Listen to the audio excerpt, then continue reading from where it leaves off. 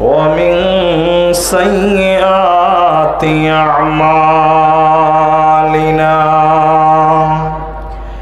من يهده الله فلا مضل له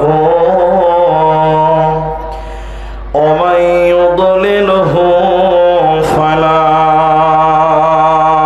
هادي له وأشهد أن لا إله إلا الله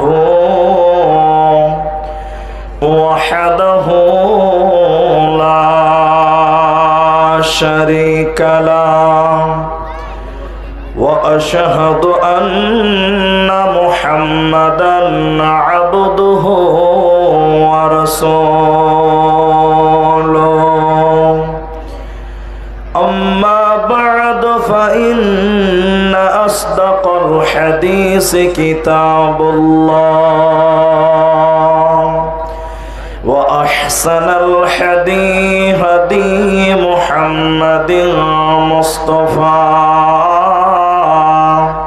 صلى الله عليه وسلم فقد قال الله تبارك وتعالى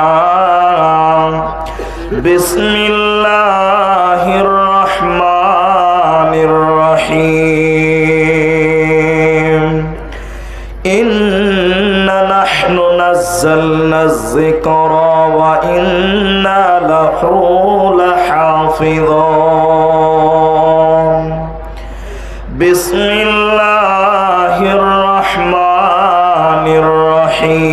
الرحيم وإن كنتم في ريب مما نزلنا على عبدنا فأتوا بصورة من مثله وادعوا شهداءكم من دون الله إن كنتم صادقين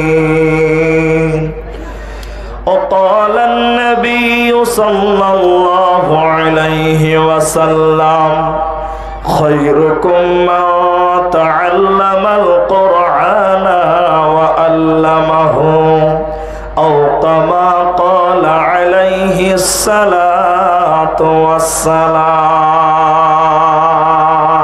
والسلام رب اشرح لي صدري ويسر لي أمري رب زدني علما رب زدني علما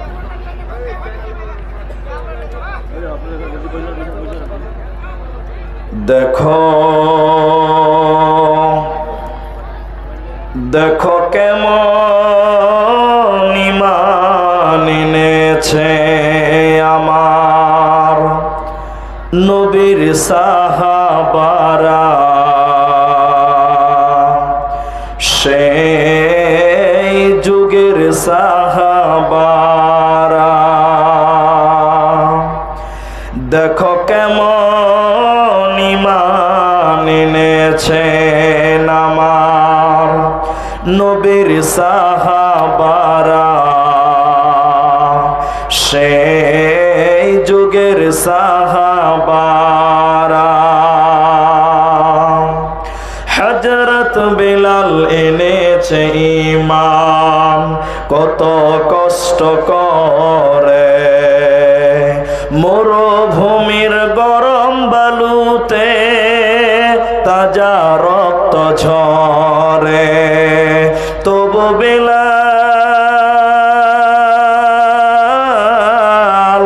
তবু বেলাল ছাড়েনি ঈমান পড়ে লা ইলাহা ইল্লাল্লাহ দেখো কেমন ঈমান এনেছে আমার নবীর সাহাবারা সেই যুগের সাহাবারা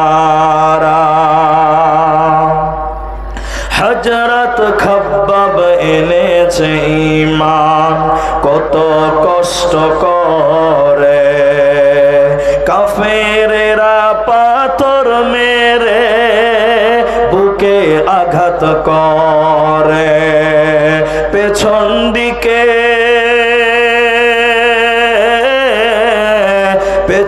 দিকে তাকালে পরে দেখা যায় বুকের সিনা।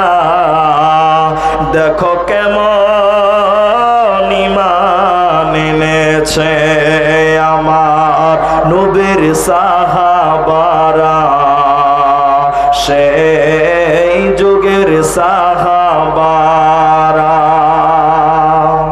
হযরত হানজালা এনেছে ঈমান কত কষ্ট করে। বিয়ের পরে প্রথম রাতে ছিলেন বাসর ঘরে। যুদ্ধের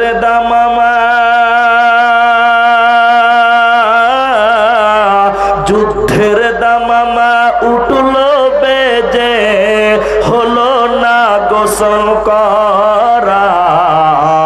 দেখো কেমন ঈমান এনেছে আমার নবীর সাহাবারা, সেই যুগের সাহাবারা। হযরত আলী নবীর জামাতা থাকেন কুফা শহরে। ফজরের নামাজ পড়ব বলে গেলেন আল্লাহর ঘরে। হযরত আলী নবীর জামাতা থাকেন কুফা শহরে। ফজরের নামাজ পড়ব বলে গেলেন আল্লাহর ঘরে। পেছন দিকে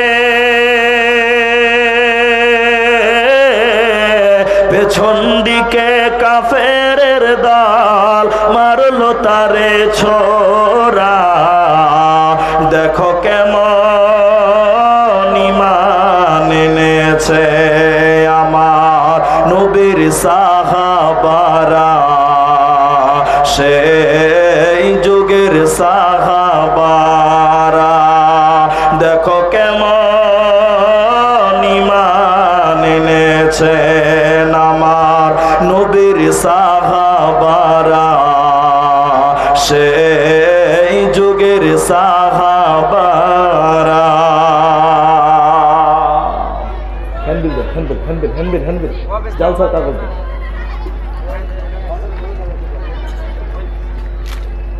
শ্রদ্ধেয় সম্মানীয় আপমা জনসাধারণের নির্বাচিত নির্ধারিত চলমান সভার সুযোগ্য সভাপতি, স্টেজে ওলামায়ে কেরাম, অতিথিবৃন্দ, সামনে বসে থাকা দিনদার ইমানদার মুমিন ভাই সকল, দোয়ার কান্টারি মুরব্বী সমাজ স্নেহের কচিকাচা, পর্দার অন্তরালে বসে থাকা মুমিনা সলেহা মা ও বোনেরা, প্রাণ প্রিয় ফতেপুরবাসী, করণদিঘি উত্তর দিনাজপুরবাসী, সর্বাগ্রিসে সেই মহান আল্লাহ তাবারাক ওয়া তাআলার প্রশংসা জ্ঞাপন করি যে আল্লাহ তাবারাক ওয়া তাআলা আমাদেরকে এক মাদ্রাসা কেন্দ্রিক আয়োজিত মাহফিলে বসিয়ে কোরআন এবং হাদিসের আলোচনা করা, আপনাদের শ্রবণ করা যিনি তৌফিক এনায়াত করেছেন, সেই মহান মুনিবের দরবারে শুকরিয়া আদায় করি। আমরা সকলেই বলি আলহামদুলিল্লাহ। দরুদ ও সালাম বর্ষিত হোক শেরকারে কায়না, তাজদারে মাদানী, নবী কুল শিরোমণি, ইমামুল আম্বিয়া, নবী মক্কি, নবী মাদানী, নবী আহমদ, নবী মুহাম্মদুর রাসূলুল্লাহ সাল্লাল্লাহু আলাইহি ওয়াসাল্লাম। আল্লাহুম্মা আমিন। আল্লাহুম্মা সাল্লি আলাইহি, আল্লাহুম্মা বারিক আলাইহি। মোহতারাম ভাই ও আজিজ ও বুজুর্গ দোস্ত, আমি কোরআনুল কারীমের দুই জায়গা থেকে দুটি আয়াত, হাদিসে নববী থেকে একটি মাত্র হাদিসের টুকরা পাঠ করেছি। উল্লেখিত আয়াত এবং হাদিসকে কেন্দ্রবিন্দুর মধ্যে রেখে সংক্ষিপ্ত আলোচনার সমাপনীর দিব যদি আল্লাহ তৌফিক দেন তো। আলাইহি তাওয়াক্কালতু ওয়া ইলাইহি উনীব। সম্মানিত ভাইয়েরা, আমি আপনাদের সামনে একটা বিষয় কেন্দ্রিক আলোচনা করব ইনশাআল্লাহ। সে বিষয়টি বলার পূর্বে আপনাদেরকে কিছু কথা বুঝাবার জন্য জিজ্ঞাসা করছি, আপনারা উত্তর দেন। বর্তমান পৃথিবীতে সবচাইতে বেশি একটা কিতাবকে কেন্দ্র করে তাকে বিরোধিতা করে কিতাব লেখা হয়েছে। সবচাইতে বেশি কিতাব লেখা হয়েছে একটা কিতাবকে বিরোধিতা করে, মানে একটা বইকে কিতাবকে কেন্দ্র করে হাজার হাজার বই লেখা হয়েছে। তার নাম হলো কোরআনুল কারীম। তার নাম কোরআন। কোরআনের বিরোধিতা করে এত কিতাব লেখা হয়েছে, অন্য কোনো আসমানি গ্রন্থের ব্যাপারে তাদের বিরোধিতা করে তত কিতাব লেখা হয়নি যতটা কোরআনকে বিরোধিতা করে কিতাব লেখা হয়েছে। এবার আপনাদেরকে জিজ্ঞাসা করছি, উত্তর দেন। আসমানের নিচে জমিনের উপরে 24 ঘন্টার মধ্যে সবচাইতে বেশি যে কিতাবটা তেলাওয়াত করা হয় ওই কিতাবটার নাম বলতে পারবেন? তার নাম কোরআন। সকলে বলুন, তার নাম কোরআন। পৃথিবীতে এত কোরআন তেলাওয়াত হয়, অত তেলাওয়াত বা পাঠ অন্য কোন কিতাব পৃথিবীতে হয় না যতটা কোরআন তেলাওয়াত করা হয়। বলুন সুবহানাল্লাহ। আর এই কোরআনটা মানব জাতির জন্য পথ প্রদর্শক। এই কোরআন মানুষকে রাস্তা দেখাবার জন্য আল্লাহর তরফ থেকে মানুষের জন্য একটা নিয়ামত। এজন্য আল্লাহ কোরআনে বলেছেন, আমি তোদেরকে শিক্ষা দিলাম আল্লামাল কোরআন। আল্লাহ কোরআন শিক্ষা দিয়েছে মানুষের পথ প্রদর্শক হিসাবে, মানুষের সফলতার জন্য। আল্লাহ তাবারাক ওয়া তাআলা মানুষের জন্য দিয়েছেন কোরআন।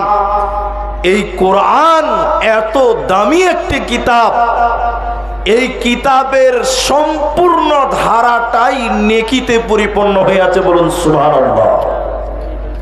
একটু আপনারা কথা বলেন আমার সঙ্গে, তাহলে বুঝতে পারবেন। আপনি একটা কিতাব পড়ছেন, অনেক দামি কিতাব, লাখ টাকা দিয়ে লন্ডন থেকে নিয়ে এসেছেন, কিন্তু বলুন এই কিতাবটা পড়লে জ্ঞান বাড়তেও পারে নাও পারে। কথা হ্যাঁ না বলুন, ঠিক আছে কিনা? কিতাব যত দামি হোক না কেন, পাঠ করছেন পড়ছেন, জ্ঞান পেতেও পারেন নাও পেতে পারেন, এর কোনো নিশ্চয়তা নাই। কিন্তু এত দামি কিতাব পড়লে এক নেকি আল্লাহ দিবে, এরকম কোনো কথা আছে? জোরে বলুন, নাই। কোরআন এমনই একটা কিতাব, জ্ঞান পাবেন তো পাবেন, প্রতিটা অক্ষরে 10 করে নেকি আল্লাহ আমলনামায় দিয়ে দেন। বলুন সুবহানাল্লাহ। রাসূল বলেছেন, আলিফ লাম মিম, 3টা হরফ, এই 3টা বাক্য যে পড়বে, নবী বলেছেন তার আমলনামায় 30 নেকি সঙ্গে সঙ্গে দিয়ে দেওয়া হবে। বলুন সুবহানাল্লাহ। তার নাম হলো কোরআন।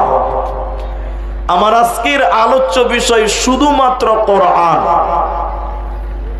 তো এত দামি কিতাব, ভাববেন না শুধু অমুসলিমেরা, ইহুদি খ্রিস্টানেরা বিরোধিতা করেছে এই কিতাবের, বরং এই কিতাবের বিরোধিতা যুগে যুগে কালে কালে আমাদের ভিতরে কিছু মুনাফিক নামধারী কিছু মুসলমানেরাও বিরোধিতা করেছে। কথা হ্যাঁ না বলুন। তসলিমা নাসরিন নাম শুনেছেন? একটু বলুন কথা। এতগুলো লোক যদি একটু করে আওয়াজ করেন থপথপ করে কাঁপবে। তসলিমা নাসরিন নাম শুনেছেন?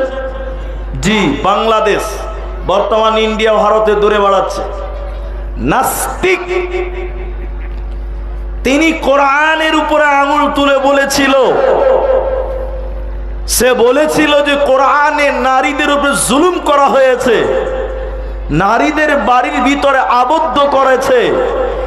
যে ইসলামের শুরু সহযোগিতা করেছিলেন হযরতে খাদিজা, খাদিজা ইসলামের সহযোগিতা করেছিল সর্বপ্রথম, অথচ সেই ইসলাম নাকি নারীদেরকে আবদ্ধ করেছে, জুলুম করেছে বলছে তসলিমা নাসরিন। বলুন নাউজুবিল্লাহ। কোরআনের বিরুদ্ধে কলম তুলেছিল তসলিমা নাসরিন।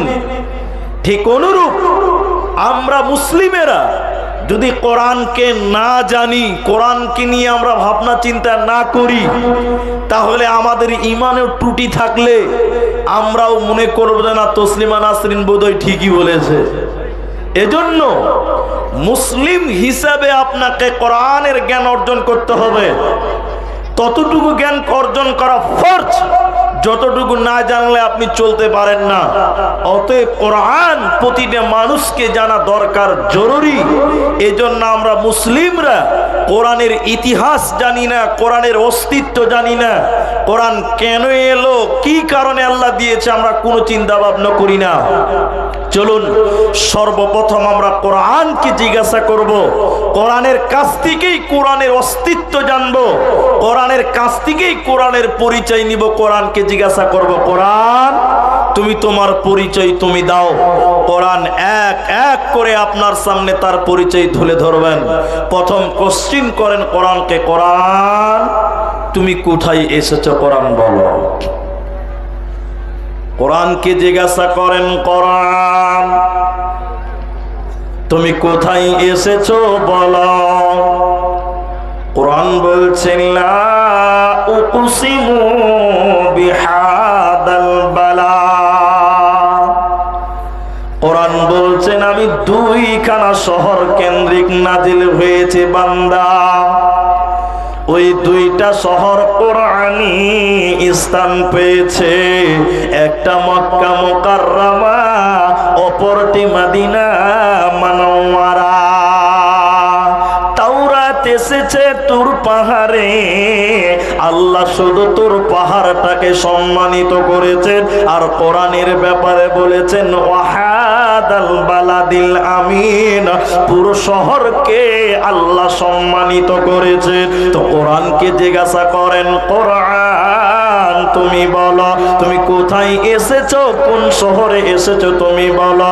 কোরআন বলছে লা উকসিমু বিহাদাল বালাদ, আমি দুইখানা শহর কেন্দ্রিক নাজিল হয়েছে, একটা মক্কা মুকাররমা, অপরটি মদিনা মুনাওয়ারা।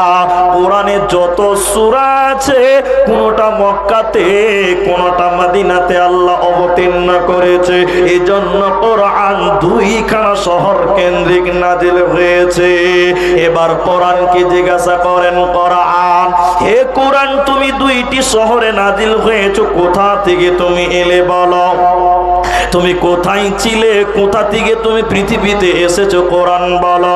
কোরআন নিজেই জবাব দিচ্ছে, বান্দা শুনে নাও। বাল হুয়া কুরআনুম মাজিদ ফি লাওহিন মাহফুজ। আল্লাহ তাবারাক ওয়া তাআলা বলেন, বান্দা আমি কোরআনকে লাওহে মাহফুজ থেকে শুনে নাও। দীর্ঘ 23 বছর সময়ে যখন যতটুকু দরকার ততটুকু পৃথিবীতে আমি অবতীর্ণ করেছিলাম, যতটুকু যখন প্রয়োজন ছিল ততটুকু করে আমি নবীজির কাছে নাজিল করেছিলাম। এবার কোরআনকে বলেন, কোরআন তুমি লাওহে মাহফুজ থেকে মক্কা মদিনায় এসেছো সেটাও বুঝলাম। হে কোরআন তুমি বলো তুমি কখন এসেছো, কোন দিনে এসেছো তুমি বলো।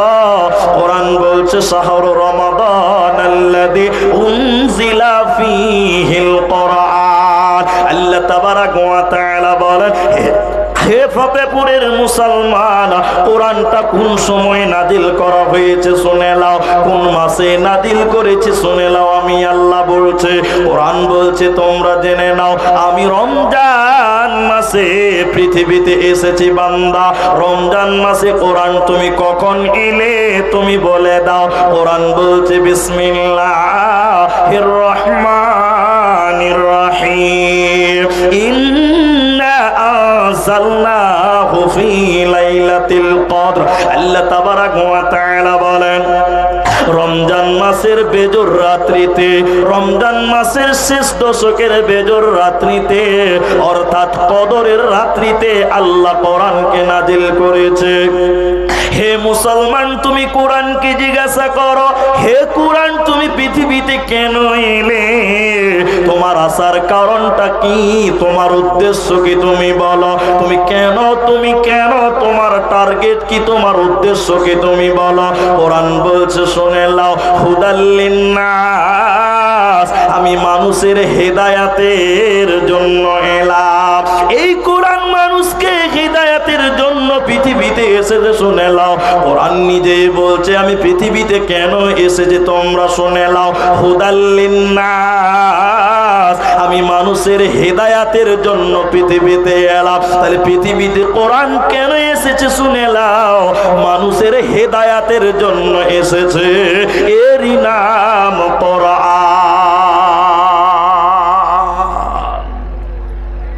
তাহলে পৃথিবীতে কোরআন কেন এসেছে বললাম? হেদায়াতের জন্য এসেছে। তাহলে কোরআন থেকে আমাদের হেদায়াত গ্রহণ করতে হবে। কোরআন থেকে কি করতে হবে? হেদায়াত গ্রহণ করতে হবে। এখন আপনাদেরকে বলছি, একটু বোঝার চেষ্টা করেন। কিছু লোক এই কোরআনকে নিজের স্বার্থে ব্যবহার করে কি করে না? কিছু লোক এই কোরআন কি দিয়ে তাবিজের ব্যবসা করে খায়। আপনাদের দিকে আছে? একটু কথা বলুন। আছে। কোরআন আল্লাহ বলছে, হুদাল লিন্নাস ওয়া বাইয়িনাতিম মিনাল হুদা ওয়াল ফুরকান। এই কোরআন বলছে আমি মানুষের হেদায়াতের জন্য, রাস্তা দেখাবার জন্য। অথচ এই কোরআন কি দিয়ে মানুষেরা ব্যবসা করে খায়? তাবিজের জমজমাট ব্যবসা করে কি করে না?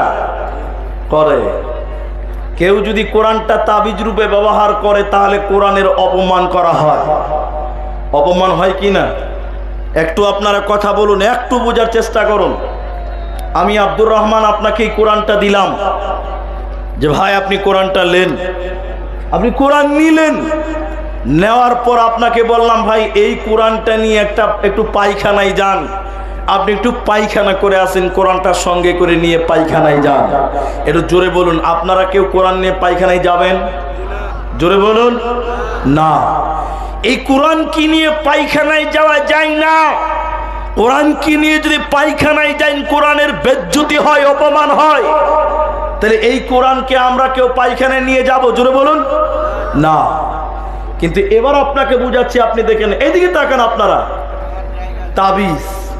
তাবিজের ভিতরে কি ভরা থাকে আপনারা জানেন? কোরআনের আয়াত।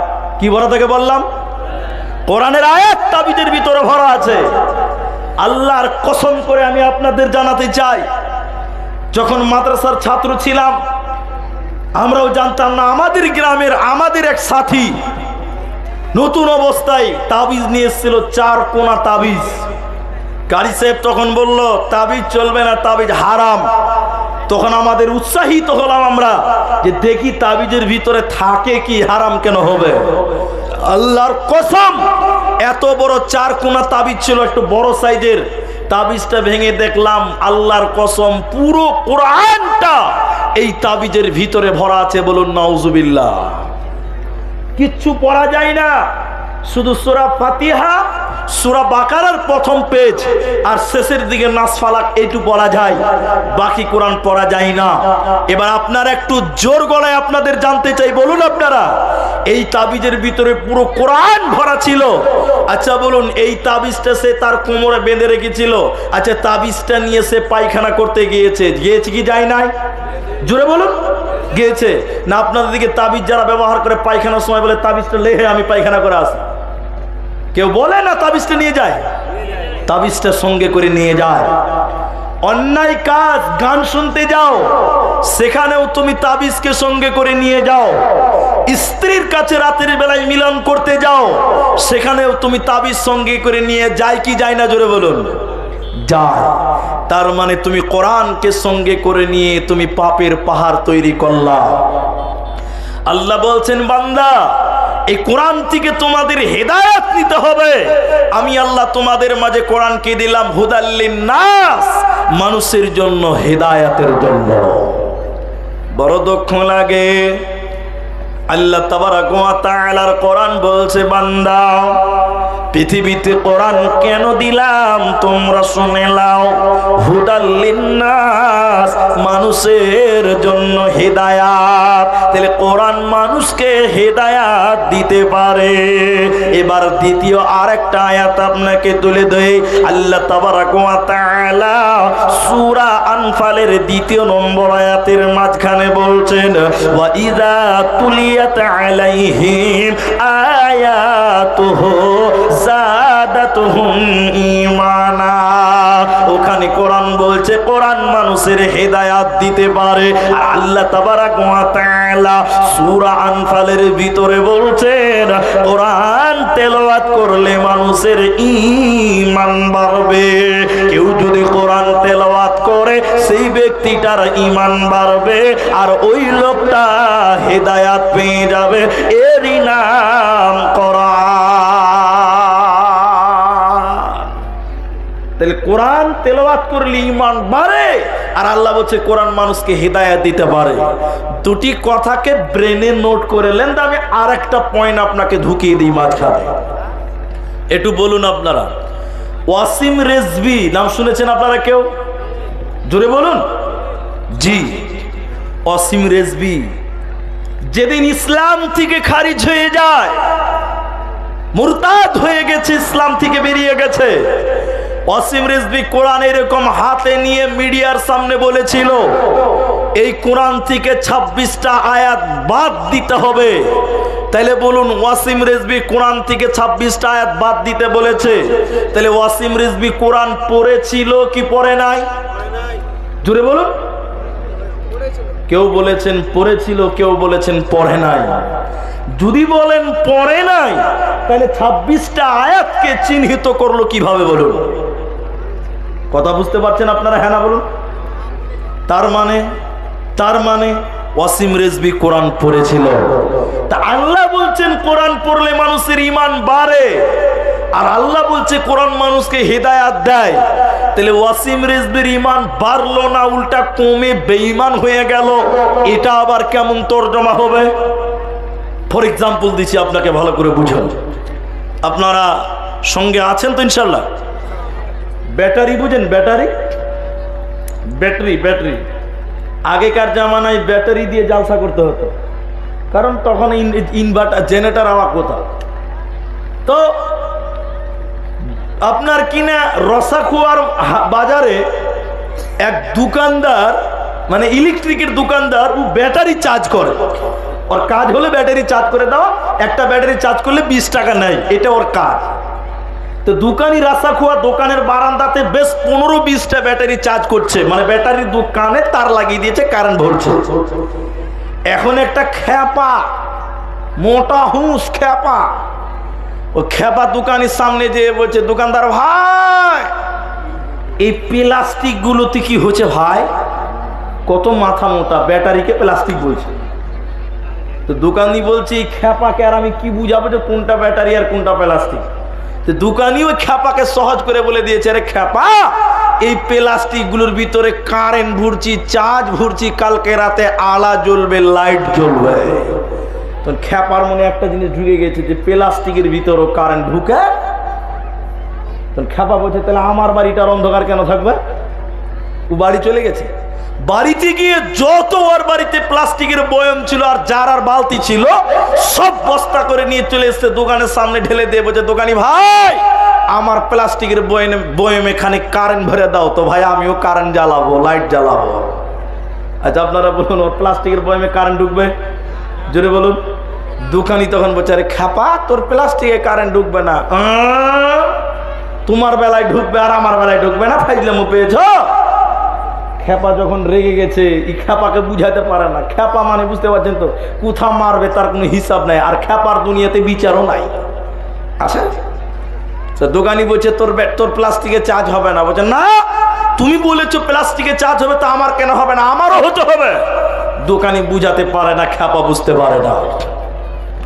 শেষের বেলায় দোকানদার বলছে, এর খ্যাপা তুই শোন, কেন তোর প্লাস্টিকের বয়ামে কারেন্ট যাবে না, চার্জ হবে না, আর আমার প্লাস্টিক ব্যাটারিতে কেন কারেন্ট ঢুকবে, চার্জ হবে? শুনে নাও, এই দুটির মধ্যে একটা বিরাট বড় তফাৎ আছে, ফারাক আছে। তফাৎটা কোন জায়গাতে? শুনে নাও, আমার ব্যাটারির ভিতরে এসিড আছে, আমার ব্যাটারির ভিতরে তামা আছে, পানি আছে, ইঞ্জিন আছে, এর জন্য তার ভিতরে কারেন্ট যাবে, চার্জ হবে, লাইট জ্বলবে, মাইক চলবে। ওরে খেপা, তোর প্লাস্টিকের ভিতরে কিছুই নাই, হাওয়া আছে, কিয়ামত পর্যন্ত কারেন্ট লাগিয়ে দিলেও চার্জ হবে না।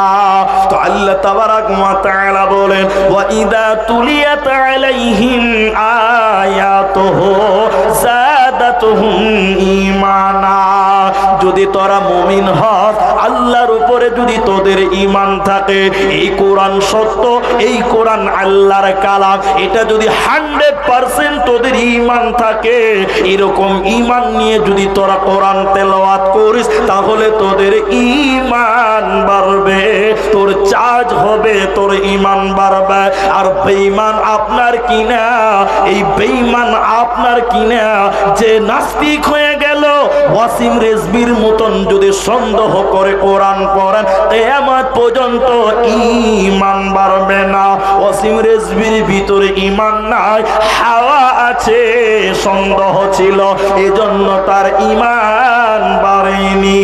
তো আল্লাহ তাবারাক ওয়া তাআলা বলেন, হে পৃথিবীর লোক, তোমরা শুনে নাও, এই কোরআন মানুষকে দিতে পারে হেদায়াত, হেদায়াত, হেদায়াত। এজন্য নবী মুহাম্মদুর রাসূলুল্লাহ বলছেন, তিরমিজির বর্ণনা, নবীজি বলেছেন, মানিত্তাবাআল হুদা বিগাইরিল কোরআন আদাল্লাহুল্লাহ। বিশ্ব নবী বলেছেন, পৃথিবীর লোক শুনে নাও, কেউ যদি কোরআন বাদে, কেউ যদি কোরআন বাদে অন্য কোথায় হেদায়াতের জন্য যায়, ও তো হেদায়াত পাবে না, পাবে না। বরং নবীজি বলেছেন, আদাল্লাহুল্লাহ, আল্লাহ নিজে তাকে গোমরা করবে। কেউ যদি কোরআন বাদ দিয়ে কোন ল্যাংটা বাবা, পীর বাবা, অমুক বাবা, তমুক বাবা, হেদায়াতের জন্য যদি অন্য কোথাও যায়, ও হেদায়াত পাবে না, দিবে না। আল্লাহ নিজে তাকে গোমরা করবে, ওর কোনো উপায় রবে না, রবে না। অতএব কোরআন থেকে তোমরা হেদায়াত গ্রহণ করো, তাহলে তোমরা এই দুনিয়াতে কামিয়াব হবে, মরার পর জান্নাত হবে, কোনো চিন্তা রবে না, রবে না, রবে না। যদি কোরআন হাদিস না মানি জীবনে, কি হবে গো মৃত্যুর পরে? যদি কোরআন হাদিস না মানি জীবনে, কি হবে গো মৃত্যুর পরে? চার মাযহাবকে ফরজ জেনেছি, এক মাযহাবের আমল করেছি, কোরআন হাদিসের দিকে দেখিনি তো ফিরে, কি হবে গো মৃত্যুর পরে? যদি কোরআন হাদিস না মানি জীবনে, কি হবে গো মৃত্যুর পরে? কি হবে গো এদের জীবনে? কি হবে গো মওতের পরে? অতএব একমাত্র কোরআন থেকে হেদায়াত না। তো নবী বললেন, কেউ যদি কোরআন বাদ দিয়ে অন্য কোথাও হেদায়াতের জন্য যায়, তো নবী বলছেন, আদাল্লাহুল্লাহ, আল্লাহ নিজে তাকে হেদায়াত থেকে বঞ্চিত করবে, গোমরা করবে। এটা আপনাকে 1 মিনিটে বুঝিয়ে দিচ্ছি। কোরআন বাদ দিয়ে অন্য গেলে, কোথাও গেলে কি করবেন? আল্লাহ নিজে তাকে পথভ্রষ্ট করবে। এটা কেমন একটু বুঝার চেষ্টা করেন।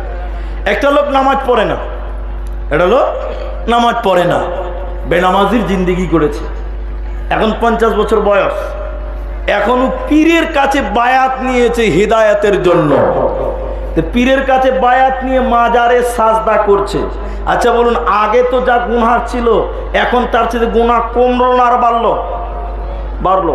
আগে বেনামাজি ছিল, এক অপরাধী ছিল, এখন হেদায়াতের জন্য পীরের মুরিদ হয়ে পীরকে আরো সাজদা দিচ্ছে, তাহলে আগের চাইতে আরো গুনাহ বাড়লো কি বাড়লো না? বাড়লো। তো আল্লাহ নবী বলছেন এই রকম কোরআন বাদ দিয়ে তোমরা অন্য কোথাও যদি হেদায়েতের জন্য যাও তো জেনে রাখো আল্লাহ রসুল বলছেন আদাল্লাহুল্লাহ, আল্লাহ নিজে তাকে পথভ্রষ্ট করে তাকে জাহান্নাম দিবে। বলুন নাউজুবিল্লাহ। সন্দেহ করা যাবে না, একমাত্র হেদায়েতের গ্রন্থের নাম হলো কোরআন। কিন্তু মক্কার মুশরিকেরা, মক্কার কাফেরেরা, মুশরিকেরা তারা এই কোরআনের উপরে ঈমান আনে না। তারা সন্দেহ করেছিল। সন্দেহ করেছিল কিনা? মুহাম্মদ সাল্লাল্লাহু আলাইহি সাল্লামকে বলেছিল মুহাম্মদ কবি হয়ে গেছে, কবি। আল্লাহ রাসূলকে কি বলেছিল? কবি। আপনারা কবি নজরুলের নাম শুনেছেন, ধীরেন্দ্রনাথ তার নাম শুনেছেন, আর অনেক কবির নাম আপনারা জানেন যেগুলো আমি জানি না, আপনারা জানেন।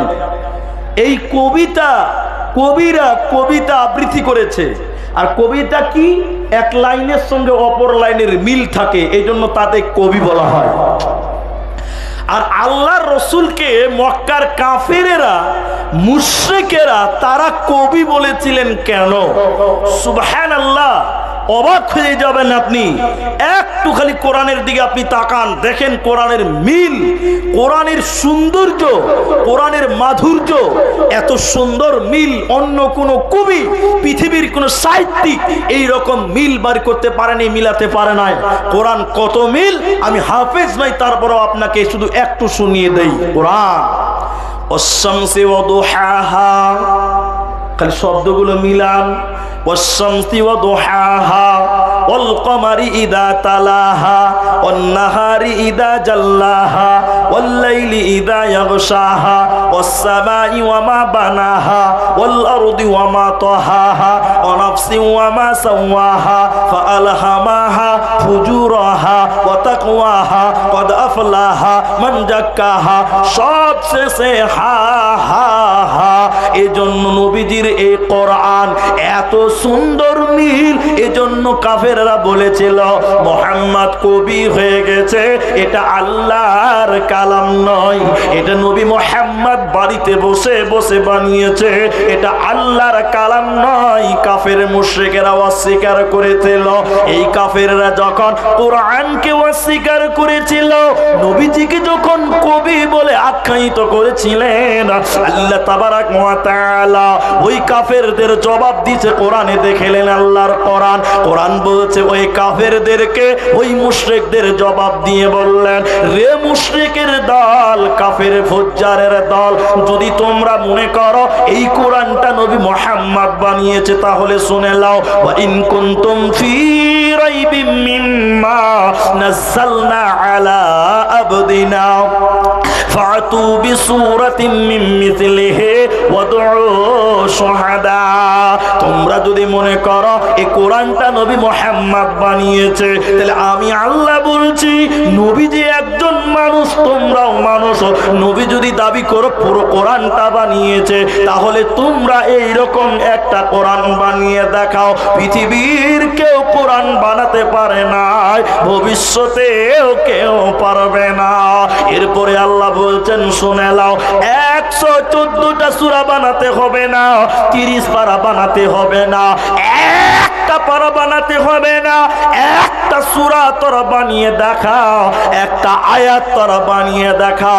ইন কুনতুম সাদিকিন, যদি তোমরা সত্যবাদী হয়ে থাকো, পৃথিবীর কেউ কোরআন বানাতে পারে না, ভবিষ্যতেও কেউ পারবে না। এরই নাম কোরআন। আল্লাহ তাবারাক ওয়া তাআলা সূরা বাকারা সূরা নাম্বার 2 পারা নাম্বার 2 রুকু নাম্বার 21 লাইন নাম্বার 12 আয়াত নাম্বার 177 এর মাঝখানে আল্লাহ বলছেন ওয়াল কিতাব এই কোরআনের উপরে আমার আসমানি কিতাবগুলির উপরে তোদের পূর্ণাঙ্গ ঈমান রাখতে হবে যদি তোরা জান্নাতি মুমিন হতে চাও। অতএব যদি জান্নাতে যেতে চাও, ইহকাল পরকাল সফলময় করতে চাও, তাহলে এই কোরআনকে মেনে নিতে হবে, গ্রহণ করতে হবে, তাহলে তুমি হবে কামিয়াব কামিয়াব। কিন্তু কয়জন কোরআনকে মানেন?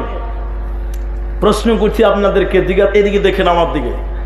সাহাবীদের ওদেরকে বলা হতো, এ বাবু এদিকে শুনেন ভাই, সাহাবীদেরকে বলা হতো রসুলের সাহাবীরা কাফের মুশরিকেরা টিটকারি করছে, আচ্ছা তোমরা কি করো জিজ্ঞাসা করছে, আজি তোমরা কি করো জি, তোমরা নতুন ধর্ম মানছো তো তোমরা কি করো?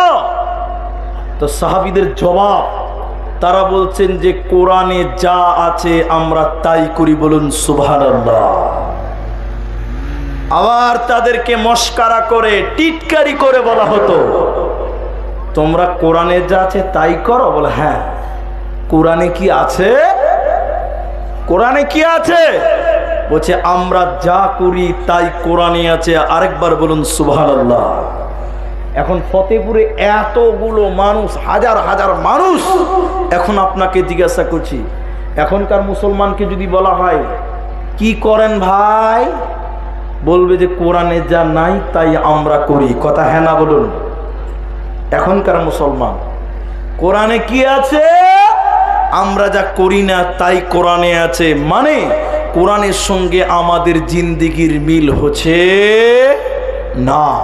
আমরা কোরআন থেকে অনেক দূরে চলে গেছি, অথচ আল্লাহ শিক্ষা দিয়েছেন আল্লামাল কোরআন, আমি তোদেরকে দিলাম কোরআন, কোরআনের জ্ঞান, কোরআন শিক্ষা দিলাম তোদের। সেই মানুষ আজকে কোরআন থেকে বিমুখ হয়ে গেল। নবীজি বলেছেন কোরআন কত গুরুত্ব, খালি এটুকু আপনি মনে রেখে দেন, কোরআন।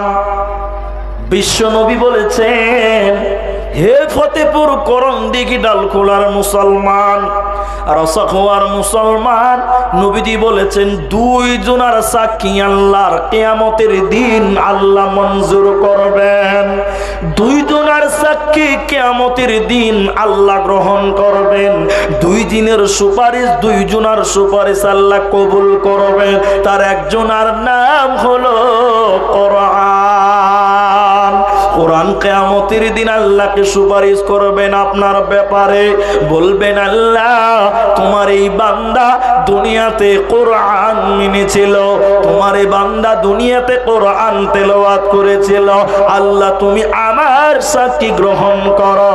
আল্লাহ সেই বান্দার সাক্ষী, এই কোরআনের সাক্ষী গ্রহণ করবে, বান্দাকে আল্লাহ ক্ষমা করবে। অতএব যদি কোরআন পড়েন, যদি কোরআন তেলাওয়াত করেন, তাহলে কিয়ামতের দিন কোরআন সাক্ষী দেবে। আল্লাহ তাবারাক ওয়া তাআলা অন্য জায়গায় বলেছেন, শুনে নাও, আকিমিস সালাতা লিদুলুকিস শামসি ইলা ওয়াসাকিল লাইল ওয়া কুরআনাল ফাজর ইন্না কুরআনাল ফাজরি কানা মাশহুদা। আল্লাহ তাবারাক ওয়া তাআলা বলেন, যারা পাঁচ ওয়াক্তের নামাজ কায়েম করে, যারা পাঁচ ওয়াক্তের সালাত আদায় করে এবং সকাল সন্ধ্যা যারা কোরআন তেলাওয়াত করে, কানাত মাশহুদা। আল্লাহ কোরআন বলছেন কিয়ামতের দিন সেই ব্যক্তির জন্য কোরআন সাক্ষী দিবে।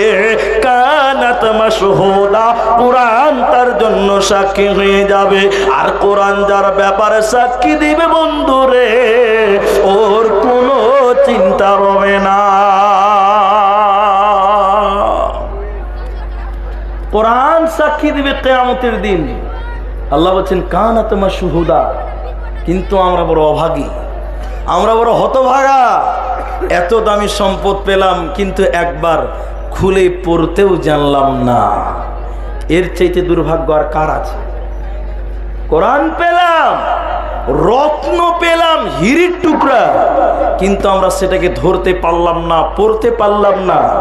এর চেয়ে দুর্ভাগ্য আর কোন জাতির হতে পারে, যে জাতি তাদের নিজস্ব ধর্মগ্রন্থ পড়তে পারে না?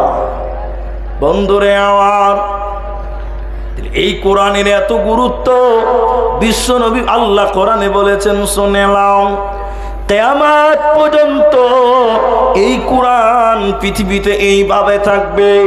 ইন্না নাহনু নাযালনা যিকরা ওয়া ইন্না লাহু লাহাফিযুন। তার আগে একটা উদাহরণ দিচ্ছি, তরজমাটা পরে করছি। এটা উদাহরণ মনে করে নেন, নিজেদের গায়ে নেবেন না, উদাহরণ মনে করে নেবেন, বাস তাইলে কাফি।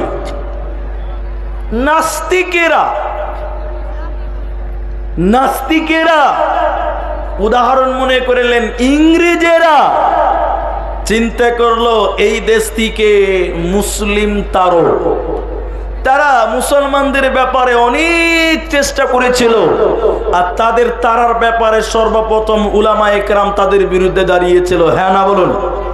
জি। তো আল্লাহর কোরআন তারা মিটাবার চেষ্টা করলো। কেমন করে? তারা যখন মুসলমানদের সঙ্গে লড়াই করে পারল না, তখন বলছে মুসলমানদের সঙ্গে পারা যায় না কেন? তারা যুক্তি চিন্তা ভাবনা করে বলছেন, যতদিন মুসলমানদের কাছে কোরআন থাকবে, যতদিন মুসলিমদের কাছে এই কালামুল্লাহ আল্লাহর কোরআন থাকবে, ততদিন মুসলমানদেরকে মারা সম্ভব হবে না। তখন তারা চিন্তা ভাবনা করে বলছেন, তাহলে এক কাজ কর, আজ থেকে কোরআন কিনো, পুড়িয়ে দাও, জ্বালিয়ে দাও, ছাড় খার করে দাও। যেদিন পৃথিবীতে একটাও কোরআন থাকবে না, সেদিন মুসলমানেরা এমনিতেই কাবু হয়ে যাবে, গরু ছাগলের মতন খেয়ে যাবে। আজ পৃথিবীতে কোরআন আছে বটে, কিন্তু কোরআন মাননেওয়ালা নাই। আজ পৃথিবীতে কোরআন আছে বটে, কিন্তু কোরআনের মোতাবিক চলার মতন মানসিকতা নাই। আজ পৃথিবীতে কোরআন আছে বটে, কিন্তু কোরআনের পথ গ্রহণ করতে রাজি নয়। তো তারা বলেছিল, যতদিন পৃথিবীতে কোরআন থাকবে মুসলমানদের বেকারও যাবে না। কোরআন কিনো, পুড়িয়ে দাও, জ্বালিয়ে দাও, ছাড় খার করে দাও, মুসলমান এমনিতেই কাবু হয়ে যাবে। একজন নাস্তিক আমার মতন হাব্বা জুব্বা পাঞ্জাবি পড়ে, ভারতের সবচেয়ে বড় মাদ্রাসা, আপনাকে এইটাই বলি, এই ফতেপুর মাদ্রাসায় চলে এসছে একটা নাস্তিক বেঈমান মুলবি সেজে চলে এসছে, মুসলমান সেজে এসেছে। হেড মাওলানাকে বলছে, মৌলভী সাহেব মাদ্রাসায় আছেন, লোকটা বেঈমান, ইসলামের বেশ পোশাক পরে এসছে ধোঁকা দেওয়ার জন্য। হেড মাওলানা বলছে, কে? বলে, বেরিয়ে আসছেন, আমি মেহমান। কিসের মেহমান তুমি? তখন হেড মাওলানাকে নাস্তিক প্রশ্ন করছে, বুঝেন কথাটা? মাওলানা, আপনাদের মাদ্রাসায় কোরআন আছে? আচ্ছা বলুন, এই প্রশ্ন যদি এই মাদ্রাসার সদরকে করা হয়, তাহলে আমাদের মনে জাগবে যে লোকটা আসলেই পাগল মনে হবে না? মাদ্রাসায় যে যদি বলেন কোরআন আছে, তো পাগল না হলে কেউ তাকে জিজ্ঞাসা করবে? মাদ্রাসায় কোরআন থাকবে না তো কি থাকবে? কথা মনে হয় বুঝতে পারেননি আপনারা। মাদ্রাসায় কোরআন থাকবে না তো কি থাকবে? তো হেড মাওলানা বলছে, হ্যাঁ মাদ্রাসায় কোরআন আছে। কোরআন থাকবে না মানে কোরআন আছে? তো বলছে, কতটি আছে ভাই? কতটি নেবে? বলে, যতটি আছে সবটি নিব। তখন কোরআন বিরুদ্ধে আন্দোলন চলছিল। তখন মাওলানা বুঝতে পারছে যে ই তো সেই লোকই হয়। মাওলানা তার প্রশ্ন দিকে বুঝে নিয়েছে, নিশ্চয় ডালমে কুচ কালা হ্যায়, নিশ্চয়ই কোনো গোলমাল আছে। তখন মাওলানা এই ফতেপুরের কথা বলছে। এই ফতেপুরের হেড মাওলানা বলছে, আপনি বসেন, কোরআন নিতেছেন, স্পেশাল মেহমান, আপনাকে কি এমনি ছাড়া যাবে? উনি বসলেন। এই ফতেপুরের তিনটা ছেলেকে ডাকলো, এক আব্দুর রহমান, দুই আব্দুর রহিম, তিন আব্দুল সত্তার। কই রে বাবা? তিনটে ছেলে বলছে, লাব্বাইক হুজুর। হেড মাওলানা বলছে, রে বাবা, তোরা তো গোটা কোরআন মুখস্থ করেছিস রে বাপ। এই যে বিদেশি মেহমান নিতে এসেছে কোরআন, তোরা তো গোটা কোরআন মুখস্থ করেছিস, একাই তো শুনিয়ে দিতে পারবি, কিন্তু একা ক্লান্তি হবি, হিপিয়ে যাবি রে বাবা। অতএব আব্দুর রহমান, তুমি 1 থেকে 10 পারা শুনিয়ে দাও। রে আব্দুর রহিম, তুমি 11 থেকে 20 পারা শুনিয়ে দাও। রে আব্দুল সত্তার 21 থেকে 30 পারা শুনিয়ে দাও। যখন এই তিনটে ছেলে বিসমিল্লাহ থেকে শুরু করে মিনাল জিন্নাতি ওয়ান নাস বলেছে। এই নাস্তিক, এই বেঈমান বসা মানুষ দাঁড়িয়ে মাথায় হাত দিয়ে বলছেন আশহাদু আল্লা ইলাহা ইল্লাল্লাহ ওয়া আশহাদু আন্না মুহাম্মাদান আবদুহু ওয়া রাসূলুহু। কালেমা পড়ে ঈমান এনে বলছেন আমি আল্লাহর কসম করে বলছি, আমাদের আলোচনা হয়েছে কোরআন কিনো, পুড়িয়ে দাও, জ্বালিয়ে দাও। যেদিন পৃথিবীতে একটাও কোরআন থাকবে না সেদিন মুসলমান কাবু হবে। কিন্তু আমি কসম করে বলছি মুসলমানেরা কোরআনকে মিটাতে দেবে না। পৃথিবীর কোন বাতিল শক্তি এই কোরআনকে মিটাতে পারবে না। তার কারণ হলো মুসলমানেরা এই কোরআনকে তাদের আত্মাতে জায়গা দিয়েছে। আজ পৃথিবীতে ফতেপুর মাদ্রাসা, বুরিহান মাদ্রাসা, কান্তিপাড় মাদ্রাসা, ভুলকি মাদ্রাসা, বীরকর মাদ্রাসা, দুনিয়াতে কত কোটি মাদ্রাসা আছে বন্ধুরে, অতএব কোরআনকে মিটানো সম্ভব নয়। এজন্য একজন গবেষক পৃথিবীতে এইরকম কোরআনকে তুলে ধরেছেন। আপনারা একবার তাকান এই দিকে, কোরআনটা দেখেন। একজন গবেষক এইরকম কোরআনটা পৃথিবীর মানুষের দিকে তুলে ধরে বলছে ও পৃথিবীর লোক, এই কোরআনটা একবার দেখে নাও। সবার যখন দেখা হলো তিনি কোরআনটা বন্ধ করে দিয়ে বলছেন বলো বলো বলো এই কোরআনটা কোথায় লেখা আছে, কেমন করে কোন কালিতে লেখা আছে তোমরা বলো। তখন সবাই বলতে লাগলো সাদা কাগজে কালো কালিতে লেখা আছে। তিনি গবেষক বলছেন না না না, এই কোরআনটা এই চক্ষু দিয়ে দেখলে হবে না, এই কোরআনটা এই চোখ দিয়ে দেখলে হবে না, এই কোরআনটা ঈমানের চক্ষু দিয়ে দেখো। এই কোরআনটা পৃথিবীর কোনো কাগজে নয়, এই কোরআনটা কোনো কালিতে নয়, বরং এই কোরআনটা শহীদের রক্তের বিনিময়ে লেখা হয়েছে। এই কোরআনের জন্যে কত মা বিধবা হয়েছে, এই কোরআনের জন্য কত মা তার সন্তানকে হারিয়েছে, এই কোরআনের জন্য কত বাচ্চা এতিম হয়েছে। অতএব কোরআনটা পৃথিবীতে এমনি আসেনি। হে মুসলমান শুনে নাও, এই কোরআনটা শহীদের রক্তের বিনিময়ে তোমরা পেয়েছ। অতএব এই কোরআনকে পৃথিবীর কেউ মিটাতে পারবে না। তাই আল্লাহ তাবারাক ওয়া তাআলা বলেন ইন্না নাহনু নাযালনা যিকরা ওয়া ইন্না লাহু লাহাফিযুন। আমি আল্লাহ এই কোরআনকে নাজিল করেছে বান্দা, এই কোরআনের হিফাজতের দায়িত্ব স্বয়ং আমি আল্লাহ নিজে গ্রহণ করেছে। পৃথিবীর কেউ মিটাতে পারবে না। এরই নাম কোরআন। অতীতে জীবন দিয়ে কোরআনকে বাঁচিয়েছে। আজ মাদ্রাসার তোলাবা, মাদ্রাসার ছাত্ররা নিজেদের আত্মাতে কোরআনকে জায়গা দিয়েছে। সাহাবীরা কোরআনের জন্য জীবন দিয়েছে। অতএব কোরআনকে মিটানো সম্ভব হবে না, হবে না, হবে না। তোমরা কি তাদেরকে ভুলে গেছো যারা কোরআনের জন্য নিজের জানকে বিলিয়ে দিয়েছে? তোমরা ভুলেই গেছো, তোমরা ভুলেই গেছো বীর শহীদের নাম। তারা জান্নাতের ফুল বাগিতে অতিথি ভ্রাম্যমান, রাহেলিল্লাহ করছে তারা জীবন কোরবান, রাহেলিল্লাহ করেছে তারা জীবন কোরবান। তোমরা ভুলেই গেছো, তোমরা ভুলেই গেছো বীর শহীদের নাম।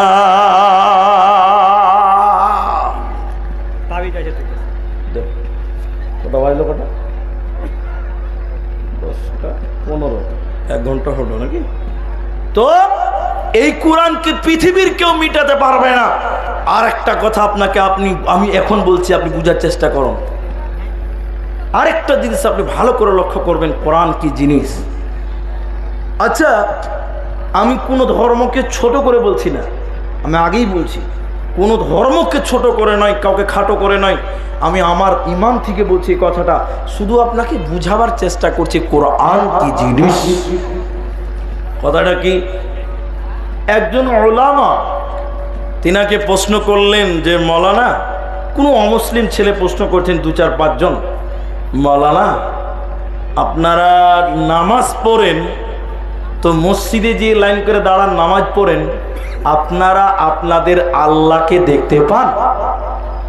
তো কি আপনারা দেখতে পান? কথা বলো না, আমরা তো আল্লাহকে সরাসরি দেখতে পাই না। তো তিনি বলেছিলেন জি না, আমরা আল্লাহকে দেখতে পাই না। তখন সেই অমুসলিম ছেলেগুলো জিজ্ঞাসা করেছিলেন খুব গুরুত্বপূর্ণ কথা, আচ্ছা মাওলানা, যার ইবাদত করলাম, যার গুণগান গাইলাম, যার কাছে 5 বার মাথা নত করলাম, তাকে দেখতেই পেলাম না, আত্মাটা শান্তি হয়?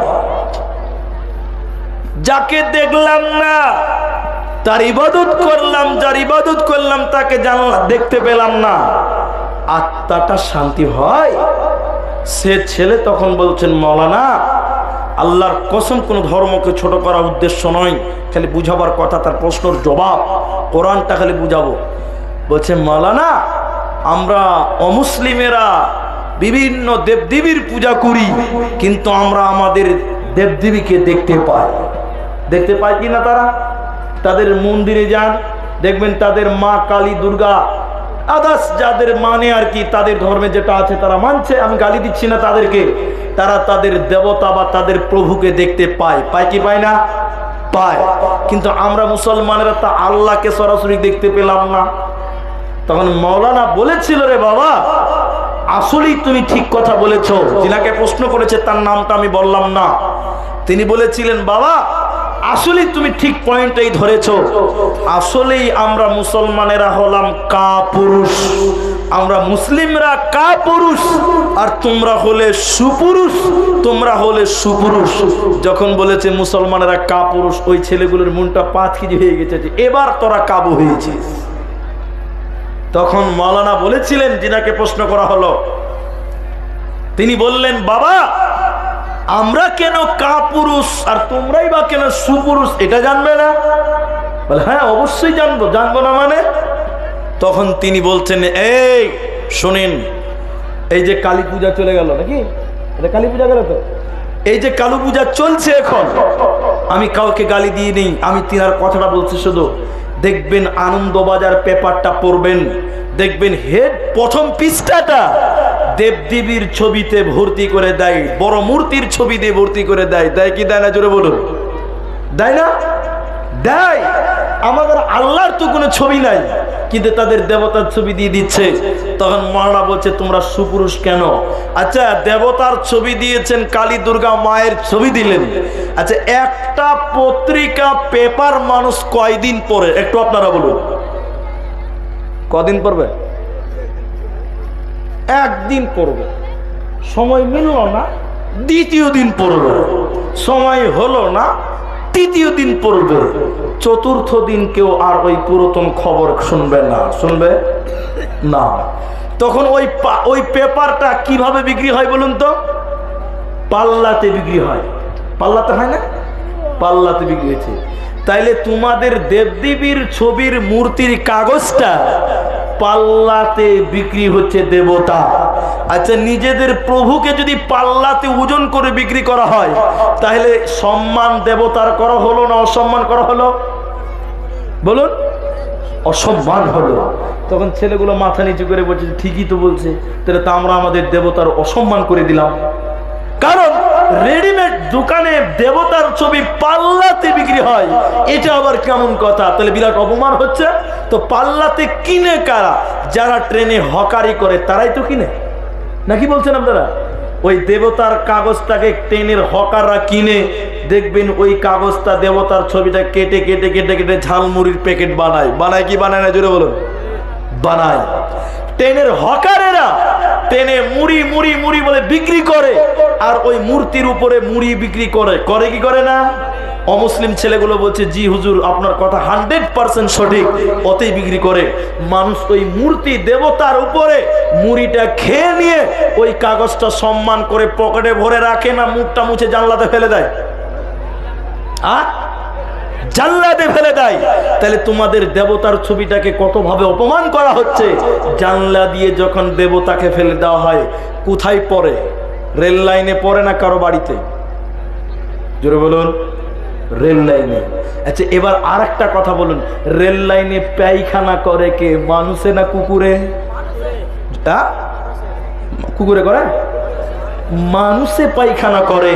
তাহলে তোমাদের দেবতা যাকে তোমরা প্রভু মানছো, তার ছবি তোমরা কাগজে দিয়ে কতটা অপমান করেছো, তাকে তোমরা মানুষের পায়খানাতে ফেলেছো। তখন সেই অমুসলিম ছেলেগুলো মাথা নড়ে গেছে যে না ঠিকই বলছেন, তাহলে আমাদের দেবতাকে দেখতে পাওয়া যায়। তাহলে দেখতে পেয়ে আমরা কতটা ছোট করেছি আমাদের প্রভুকে, কিন্তু আমরা আমাদের আল্লাহকে দেখতে পাই না। তার মানে আমরা আমাদের আল্লাহকে অপমান করি না। ছেলেগুলো বুঝতে পেরেছে।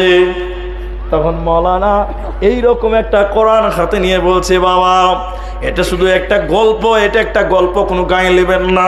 বুঝাবার জন্য কোরআনের গুরুত্বটা খালি দিয়েছি। একটা মাতাল ছেলে, তার নাম ইমরান, রাত 1টার সময় রসাকুয়াতে মদ খেয়েছে। মাতাল ঢুলতে ঢুলতে বাড়ি আসছিল আপনার ফতেপুরে। হঠাৎ করে কালো মেঘ, বৃষ্টি, একদম ঝড় উঠে গেল। হঠাৎ মাতাল ঢুলতে ঢুলতে আসছে, এমন সময় ঝড়ের গদিতে একটা কোরআনের পাতা, হয় কোনো মসজিদ থেকে, না হলে কোনো বাড়ি থেকে, কোনো মাদ্রাসা থেকে ঝড়ে বেরিয়ে গেছে। ওই মাতালের পায়ের কাছে একটা কোরআনের পাতা লেগে গেছে। মাতাল ঢুলতে ঢুলতে পা পিছিয়ে দেখছে, সুবহানাল্লাহ, কোরআন। মাতাল দেখলো কোরআন, কিন্তু মাতাল সে মদ খেয়েছে, কোরআন হাত দিল না। এই ঝড়ের গদিতে কোরআনের পাতাটা কোন গাছের গোড়াতে লেগে গেল। এই মাতাল ইমরান রাত 1টার সময় বাড়িতে এসে গোসল করলো, উজু করে নিয়ে তার বিবিকে বলছে চলো লাইট লাও, আমার সঙ্গে চলো। এই মাতাল হাঁটতে হাঁটতে এসে দেখছে যে জায়গাতে তার পায়ে কোরআনের পাতা লেগেছিল, ওই কোরআনের পাতাটা কোন এক গাছের গোড়াতে লেগে গেছে। এই মুসলমান মাতাল কোরআনের পাতাটা বুকে জড়িয়ে নিয়ে কাঁদতে কাঁদতে আল্লাহকে বলছেন, আল্লাহ আমি মুসলমান, প্রথম চান্সে তোমার কোরআনের খিদমত করা উচিত ছিল, কিন্তু আমি নাপাক, আমি বড় মাতাল, এই জন্য তোমার কোরআনের খিদমত করতে পারি নাই।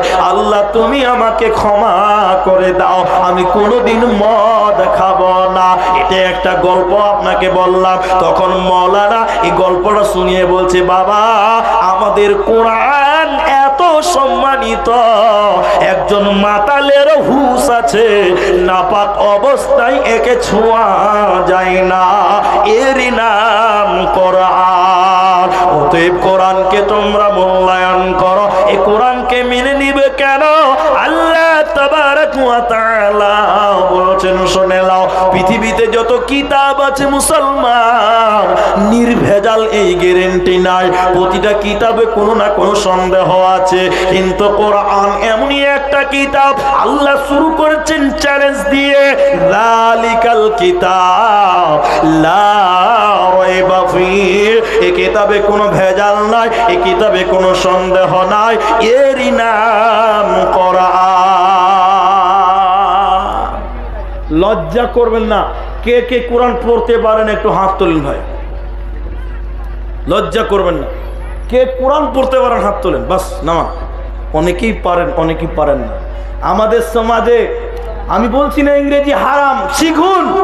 আমি বলছি না যে সায়েন্স পড়তে হবে না, পড়ুন, দরকার, ডাক্তারের প্রয়োজন, ইঞ্জিনিয়ারের প্রয়োজন। কিন্তু বড় দুঃখ লাগে আমাদের সমাজে কোনো ছেলে যদি ইংলিশ মিডিয়ামে পড়ে, গ্রামের লোক, পাড়ার লোক তাকে দাম দেয়, সম্মান দেয়। যে ছেলেটা কোরআনের মাদ্রাসায় পড়ে, পাড়ার লোকেরাই সেই ছেলেটাকে দিকে টিটকারি করে, করে কি করে না? কথা বলুন। মসজিদের ইমাম সাহেবকে মূল্যায়ন করেন না। মাত্র 8,000 টাকা বেতন, মাত্র 7,000 টাকা বেতন। মাদ্রাসার একটা শিক্ষক 24 ঘন্টা ডিউটি করে, ওই শিক্ষকের বেতন আপনি 7,000 8,000 দিলেন, তাকে মূল্যায়ন করলেন না যে কোরআন জানে, কোরআন শিখায়। অথচ রাসূলুল্লাহ সাল্লাল্লাহু আলাইহি সাল্লাম বলছেন, হে পৃথিবীর লোক, খায়রুকুম মান তাআল্লামাল কুরআনা ওয়া আল্লামাহু, রাসূল বললেন সবচেয়ে ভালো দামি লোক ওই লোক যে কোরআন শিখে এবং অপরকে শিক্ষা দেয়, ওই লোকটা সবচেয়ে দামি আল্লাহর নজরে। নবীজি বলছেন যে কোরআন শিখে এবং অপরকে শিক্ষা দেয়, কিন্তু আপনার নজরে আজকে দেখতে পাওয়া যায় সেই লোকটাই সবচেয়ে কম দামি যে কোরআন শিখেছে এবং মাদ্রাসাতে মক্তবে পড়ায়। এদেরকে আপনি কম দামি মনে করেন, তাকে আপনি মূল্যায়ন করেন না, তাকে আপনি সম্মান দিতে জানেন না। ভাইজান, যদি কোরআনকে ভালোবেসে থাকেন, কোরআন ওয়ালাদেরকে ভালোবাসতে হবে। যদি কোরআনের প্রেমিক হন, তাহলে কোরআন ওয়ালাদের প্রেমিক হতে হবে। কারণ এই কোরআন যারা পড়েছে, যারা শিখাচ্ছে, তারা হলো সবচেয়ে দামি।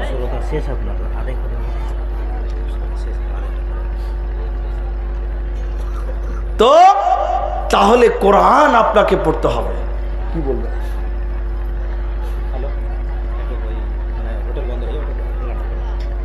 আচ্ছা, যারা খাননি হোটেল বন্ধ হবে, খেয়ে আসেন। যারা এখনো খাননি, হোটেল বন্ধ হয়ে গেলে আর খেতে পাবেন না, খেয়ে চলে আসেন। মাদ্রাসার লস করে লাভ নাই। আর দ্বিতীয় কথা হচ্ছে, আপনাদের বিকাল থেকে জলসা হচ্ছে, কার কি দায়িত্ব আছে কেউ জানি না আমরা। তবে আমার 11টা অবধি টাইম, আমি এটা জানি যে আমার 11টা টাইম, এটুকু আমি শুনেছি। তো সেই দিকে আমি লক্ষ্য রেখে আমি আগাচ্ছিলাম। পরিশেষে আপনাকে আরেকটা কথা আমি বলতে চাই, তাহলে কোরআন কতদিন পৃথিবীতে থাকবে? যতদিন ভাই কোরআনের মাদ্রাসা থাকবে। এটা মনে রাখবেন, মনে রাখবেন কোরআনগুলো সংরক্ষিত হচ্ছে রসুলের যুগ থেকে কোরআন মুখস্থর মাধ্যম দিয়ে। আজকে বিভিন্ন মাদ্রাসা আপনার সামনে দেখতে পান, আমাদের সামনে মাদ্রাসা রয়েছে। এই মাদ্রাসা যতদিন থাকবে কোরআন সংরক্ষিত ততদিন থাকবে। আল্লাহর বান্দা আপনারা যারা আছেন, আপনারা সিংটন বুঝে গেছেন। আমি আপনারা উঠিয়েন না, আমার পরেও বক্তা আছে, আমার পরেও বক্তা আসবে, আপনারা দানের কথা শুনে উঠবেন না। আল্লাহর কোনো বান্দা, আমি এখনই দোয়ার দিকে চলে যাব। এই কোরআনকেই বাঁচাবার জন্য, এই কোরআনের সংরক্ষণের জন্য, এই কোরআনের হেফাজতের জন্য এই রকম মাদ্রাসার প্রয়োজন আছে। তাহলে আপনাদের কাছে আমি আবেদন করতে চাই, ভাই আমার, কেউ কি পারবেন আজকের এই জলসাতে, কেউ কি পারবেন আজকের এই মজলিসে এই কোরআনকে বাঁচাবার জন্য, কেউ কি পারবেন আজকের এই মজলিসে এই কোরআনের প্রতিষ্ঠানকে বাঁচাবার জন্য? আপনাদের ভিতরে এমন কোন আল্লাহর বান্দা আছেন যিনি 5,000 টাকা এই মাদ্রাসায় দান করবেন? এমন যদি কোন আল্লাহর বান্দা থাকেন 5,000 টাকা, 10,000 টাকা এই মাদ্রাসায় দেবেন নিয়ত করেছেন, একটু উঠে আসুন। কোরআনের পেছনে আপনি সময় দেন, টাকা দেন, আপনি কোরআন শুনুন, এই কোরআন পড়ুন। সম্পূর্ণটাই নেকির মধ্যে শামিল রয়েছে, সম্পূর্ণটাই আপনি নেকি পাবেন ইনশাআল্লাহ। অতএব এই কোরআনকে বাঁচাবার জন্য আল্লাহর কোন বান্দা 5,000 টাকা, এই ময়দানে কেউ নাই আপনাদের ভিতর থেকে 5,000 টাকা দান করেনওয়ালা? একজনকে উঠে দাঁড়ান, 5,000 টাকা। এদিকে আসেন, যিনারা দিবেন আমার সামনে আসুন। আর যারা 1000 টাকা, 2000 টাকা, 50, 100 দিবেন, তারা ওই যে চাদরগুলো ছাত্ররা ঘুরে বেড়াচ্ছে, তারা একজন দিয়েছেন 500 টাকা, আর কেউ দিয়েছেন 2খানা তাবিজ, সোনার আছে হয়তো বা, আর না হলে চাঁদির আছে, যাই হোক 2খানা তাবিজ, একজন 500 টাকা। আমি আব্দুর রহমান আপনাদের জন্য দোয়া করি, আল্লাহ যেন জাযায়ে খায়ের দান করেন। কচরা মাদ্রাসার একজন শিক্ষক অসুস্থ হয়ে আছেন, হসপিটালে আছেন, তিনার জন্য দোয়ার আবেদন রেখে 1,000 টাকা। ওই মাদ্রাসারই সভাপতি এবং সহ সেক্রেটারি 1100 করে 2200 টাকা। আচ্ছা, ওই মাদ্রাসার সভাপতি এবং সেক্রেটারি তিনারা দুজন মিলে 2200 টাকা দিয়েছেন। আমি ওই মাদ্রাসার শিক্ষক যিনি অসুস্থ আছেন তার জন্য দোয়া করি, আল্লাহ যেন তাকে শিফায়ে কামেলা আজেলা দান করে। আল্লাহুম্মা আযহিবিল বাস রব্বান নাস ওয়াশফি আনতাশ শাফি লা শিফা ইল্লা শিফাউকা শিফাআন লা ইউগাদিরু সাকামা। আচ্ছা, ব্লক সভাপতি তিনি দিয়েছেন 3000 টাকা, জাযাকাল্লাহ। জেলা পরিষদ আসেনি আব্দুর রহিম সাহেব, তিনি দিয়েছেন 2000 টাকা, জাযাকাল্লাহ, হায়াকাল্লাহ, বারাকাল্লাহ। আল্লাহুম্মা সাল্লি আলাইহি আল্লাহুম্মা বারিক আলাইহি, জাযাকাল্লাহ, হায়াকাল্লাহ, বারাকাল্লাহ। অত্র মাদ্রাসার বাণী, আচ্ছা, যিনি 2000 টাকা দিলেন। অত্র মাদ্রাসা মানে তিনি শেখ ইদ্রিস আলী সাহেব, তিনি মুরব্বী হয়ে গেছেন, তিনি 2000 টাকা। ইনাদের কাছে কি আর আবদার করবো, বয়স হয়ে গেছে। ভাই, আপনাদের কাছ থেকে একজন কমসে কম একটা হাত তুলতেন, 5000 টাকা অন্তত একজন মানুষ হাত তোলেন। বাপ মা মারা গেছেন বেনামিতে একজন 5000 টাকা। আল্লাহুম্মা গফির লাহু ওয়ারহামহু, আল্লাহুম্মা গফির লিহাইয়িনা ওয়া মাইয়িতিনা ওয়া শাহিদিনা ওয়া গায়বিনা। আল্লাহ গো, বাবা মায়ের জন্য আল্লাহ 5000 দান, আল্লাহ দানও কবুল করো তুমি দয়াবান। কবরের শাস্তি আল্লাহ ক্ষমা করে দিবে, কবরকে তুমি আল্লাহ প্রশস্ত বানাবে, কবরতে জান্নাতের বিছানা বিছাবে। এই দান আল্লাহ তুমি কবুল করিবে। আল্লাহুম্মা সাল্লি আলাইহি আল্লাহুম্মা বারিক আলাইহি, জাযাকাল্লাহ, হায়াকাল্লাহ, বারাকাল্লাহ, আমিন আমিন। কি নাম? দুজন মিলে 100 টাকা মুসা করে, দুজন মিলে 100 টাকা, জাযাকাল্লাহ, হায়াকাল্লাহ, বারাকাল্লাহ। আল্লাহুম্মা সাল্লি আলাইহি আল্লাহুম্মা বারিক আলাইহি। একজন বেনামিতে 5000 টাকা পেলাম। আল্লাহর কোন বান্দা এরকম আর কেউ নাই এই এলাকার, এই অত্র এলাকার মানুষেরা। আপনারা মাদ্রাসা প্রেমিক মানুষ, বোঝা যায় কেন যে আপনাদের প্রায় কম বেশ গ্রামে মাদ্রাসা আছে, তার মানে মাদ্রাসার প্রতি আপনাদের ভালোবাসা আছে। আমাদের মাস্টার মন্টু সাহেব 5000 টাকা লাগান। মাস্টার মন্টু, তিনার নাম কি? মন্টুই? আচ্ছা, মাস্টার মন্টু, তিনি হাই স্কুলের মাস্টার নাকি প্রাইমারির মাস্টার। তিনি যদি এখানে থাকেন তো একটু মুসাফা করতাম।